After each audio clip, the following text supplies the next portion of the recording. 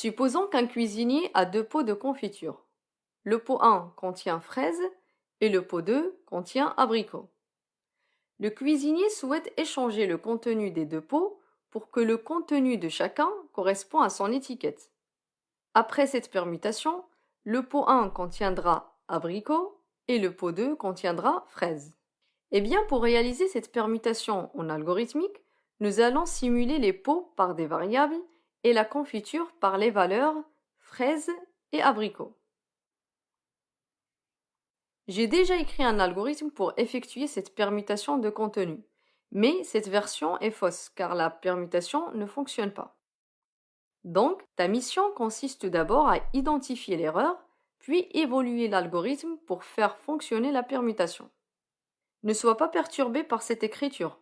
Fraise et abricot entre guillemets veut dire tout simplement en pseudocode que cette valeur n'est pas un nombre, mais c'est un texte. D'ailleurs, nous allons revenir sur ce type d'écriture en détail dans le chapitre suivant, type et opérateur.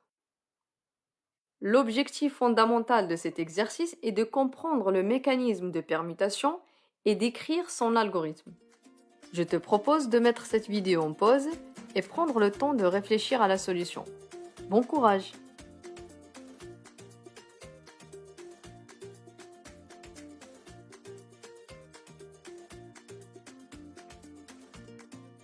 Dans cet exercice, on a 3 tâches à faire dans l'ordre. La première est d'identifier l'erreur. La deuxième est de trouver la solution pour faire fonctionner la permutation des valeurs. Et la troisième est d'exécuter l'algorithme pour tester la correction. Commençons tout d'abord par exécuter l'algorithme afin de vérifier les valeurs finales des variables et identifier par la suite l'erreur.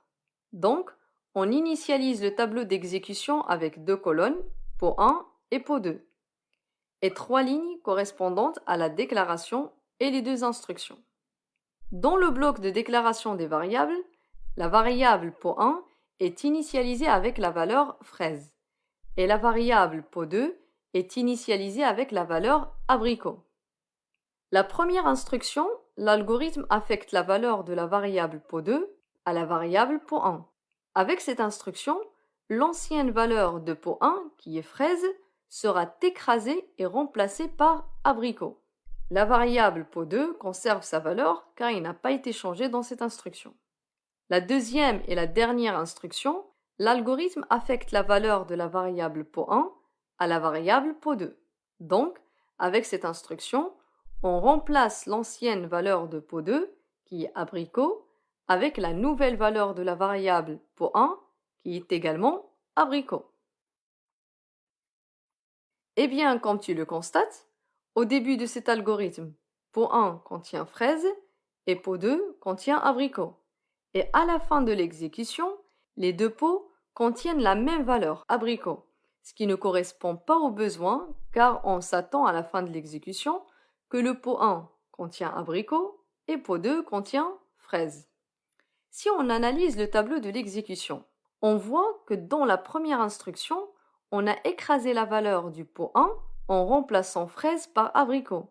Et donc, on a perdu la valeur fraise dans la suite de l'algorithme. Et c'est ça l'erreur qui a empêché la permutation. Donc, il faut conserver cette valeur dans une autre variable avant de changer la valeur du pot 1. D'ailleurs, c'est la technique que nous utilisons naturellement lorsque nous souhaitons permuter le contenu de 2 récipients. Si on revient au cuisinier, pour qu'il puisse changer les 2 contenus, il a besoin d'un récipient auxiliaire qui lui permet de conserver temporairement un des 2 contenus. Donc, la permutation se fait en 3 étapes. Premièrement, il met le contenu du pot 1 dans le pot auxiliaire. Deuxièmement, il verse le contenu du pot 2 dans le pot 1. Et troisièmement, il prend le contenu qui a été conservé dans le pot auxiliaire et le verse dans le pot 2. À la fin de cette permutation, le pot 1 contient maintenant abricot et le pot 2 contient fraise. Ici, le pot auxiliaire est un pot temporaire qui est utilisé uniquement pour permettre cette permutation.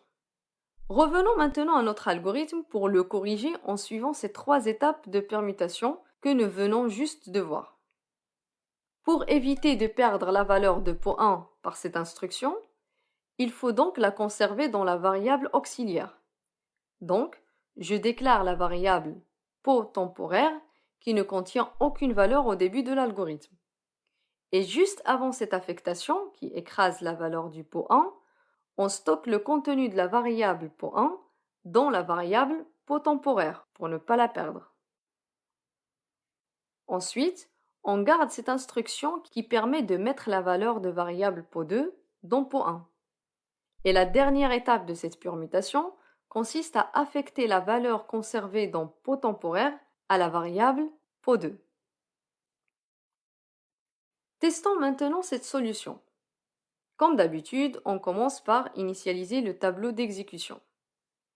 On a 3 variables, pot 1, pot 2 et pot temporaire, et 4 étapes, déclaration et 3 instructions.